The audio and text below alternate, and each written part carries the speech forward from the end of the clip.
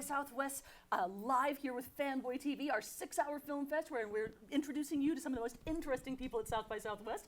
I'm your host, Chris-Rachael with my co-host Pocky, and who have we got here for our exciting film right now? I'm Andy Oxley. And I'm Leland, Carlson. And exciting might sound like an oxymoron with these guys because they are here with Born to be Mild, which is a film about... Men with boring hobbies. I'm sorry, I find that the most adorable thing ever. So tell us a little bit more about Gentlemen with Boring Hobbies. Well, I suppose it's an antidote to the fast pace of our modern world, the craziness.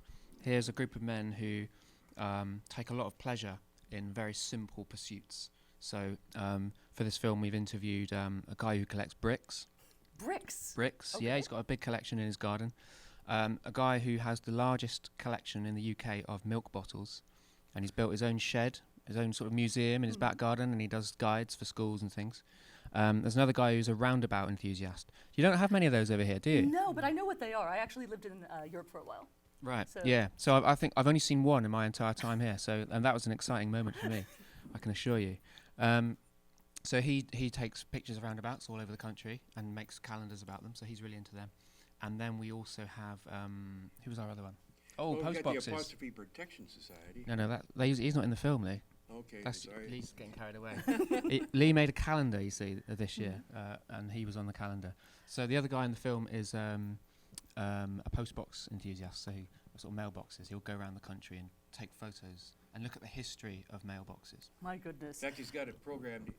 He belongs to something called the UK Letterbox Study Group, and it gives him access to a list of all 115 post boxes in the UK, which his son-in-law programmed into his sat-nav, so as he drives along, beep, another post box to go take a picture. This sounds like something so quintessentially British. Would you agree with that? I would have to agree with that, yeah. Not that you would be biased in any way I based on your accent. I'm kind of hoping, I thought the Americans might like it, because it's a little bit, Quirky? I suppose quirky is a word that you might associate with it. And I suppose it's just a celebration of weirdness, really, and that there's nothing wrong with being weird. One of the things I love about this is when most people say weird, they think, I am loud, I am in your face, look at how weird I am. And that doesn't really mean weird anymore, in my opinion. It just means loud. What you're talking about is genuinely weird. This is something like old school definition of the word where people are going to look at you and go, you do what? Yeah. Am I correct in thinking that there is a thing called Keep Texas Weird? Yes. Yes, Right. keep Austin weird. Keep Austin Weird. Right. Now that is a campaign I'd be fully behind. Because it's about the same thing. It's just about people being unafraid of who they are and being authentically unusual. If that's what you are, that's what you are.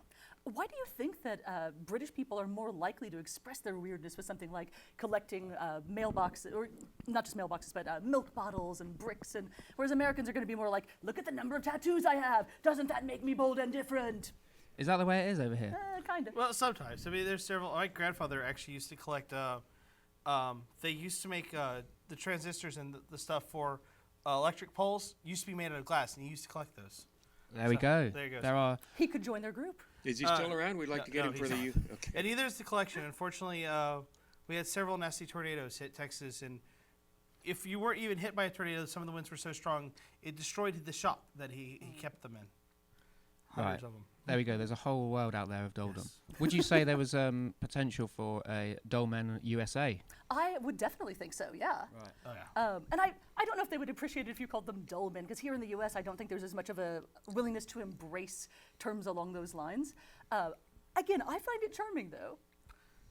I think they would call themselves mundane or norm. Yeah, you know, the mundane. Well, our of America. subtitle is like celebrating the ordinary. Yeah. Celebration of the ordinary. I mean, it's. I would say that they take pleasure in that they found something they like, and if there's somebody else who enjoys it, they don't mind. Yeah. Well, I think we're in a celebrity-obsessed culture, aren't we, right? Yes. And I hate this idea that people kind of feel like when they're growing up they have to be a pop star, or that's the only way to kind of define yourself or validate yourself. Whereas these men genuinely are content people, and they, there's a guy who gets excited and gets out of bed early in the morning because he's found that there's a new dairy closed down and there's going to be stray milk bottles waiting for him, and that's his genuine passion. He loves that feeling of going to discover a new thing. He gets a real kick out of it. You just don't have men in your group. You have several ladies also, my understanding. Sorry? My understanding, several ladies who also celebrate their passion or also have unique collection or hobbies. Well, we don't know any Well, of this those. is called the Dull. Our organization is called the Dull Men's Club, and so obviously women aren't there. I don't think we could find enough women to make a film out of. They don't quite. There is a term called dull man. Mm-hmm. Yes. But you don't hear. Nobody says there's a dull woman. They'd be offended. It'd be politically incorrect. I think they'd be screaming if we called them dull. Lee always says that the club is for men and also for women who appreciate a dull man. A lot of women appreciate a dull man. Yes. I mean, your refrigerator is going to be organized meticulously by sell-by date, use-by date. And they're great in the kitchen for washing up. If you've got things that need to be stirred, they love to do that. And hoovering or vacuum cleaning is really something interesting. And this has gone on, it's now led to a book. We've got to find 40 men for the book. And we've found more. We've got 3 Guinness World Record holders now. Really? When I mentioned vacuum cleaners, what brought one of them to mind, he holds the Guinness World Record for a vacuum cleaner collection. And he brought out an interesting point along the lines of what you were talking about a moment ago. A lot of men, it's okay to have a passion about a soccer team or a football team or a baseball team. But to say your passion's vacuum cleaners, people think that's a little weird. Mm-hmm. But he says it's really no different than somebody wearing a T-shirt or a Texas. What's the University of Texas? Longhorns. Longhorn. A Longhorn sweatshirt. Well, he's got a Kirby vacuum cleaner sweatshirt, and he made. I have to see that. He made one trip to America, and most Brits when they come to America, first they go to Florida, then maybe the second trip New York, then California. He went to Cleveland, Ohio, because that's where the Kirby. He took a tour of the Kirby vacuum cleaner factory. I was saying Rock and Roll Hall of Fame too. So Yeah, right. So what inspired you to make a movie about this? Well, I met Andy, and he met me. Do you know what? I don't really know. I've just always been drawn to those sort of people. I'm very interested in what people do to pass their time, because what things make people get out of bed and get excited, and so friends of mine know that I'm kind of interested and more drawn to these kind of ordinary, mundane subjects. And so, say for instance, my girlfriend was reading a newspaper on the tube in London, and there was a little article about the brick collector. So she cut that, she tore it out, and did that whole thing where you pretend you're sneezing and quick, take it out, and brought it home to me. And so once I got a little collection of men who I felt like could fit into a film, I went for it. And Have you made other documentaries before? Yeah, I've made a few short documentaries now. They all do tend to be. It's not intentional, but they do tend to be about slightly unusual, odd men. I'm carving out a little niche for myself here. Do you personally have any specific crazy things like that you collect? Was this something that came from a personal passion on your part? I'm afraid my answer's a little bit boring there. I've always been Isn't more that interested in other appropriate, people doing it, because I've never really understood it myself. I've never really had. Well, I mean, I have collected things as a child, but not things that I do now. So it's like I'm want to find out what other people do and what makes them excited. So kind of a sociologist in a way. A sociologist. Wow, I've never. I'll go along with take that. it. I'll take that. Yeah. I'd like a badge with that on, please. You're welcome. We'll make sure that we get some markers and make it by hand for you. Yes, please. There was a psychologist, the German TV station. We had quite a bit of publicity recently, and for the film and some other things, and we were on BBC, The One Show, and whatnot. But also a German station did a very good one, and they had a psychologist on from Middlesex University in London, and he said, men that have a passion about milk bottles or bricks or traffic cones or apostrophes, to the exclusion of everything else, it's really the direct road to happiness. I mean, there can be beheadings in Syria and problems in Ferguson, but these men, it doesn't bother them.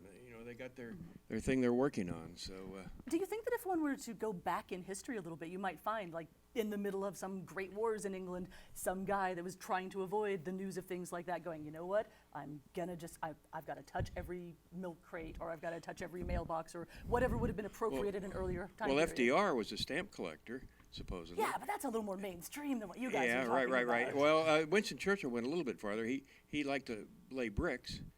It's a little less mainstream, I suppose. Rod Stewart's got a train set. Model trains, yeah. I was So- really and surprised. he's a rock star. So He was on some model train magazines not too Yeah, the long cover ago. of it. Yeah. So really, there is a bit of doll in everyone. I think it's just a question of finding it and then embracing it and not being afraid.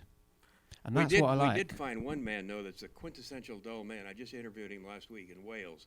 He's a professional paint drying watcher. Wow. He gets paid for watching paint dry.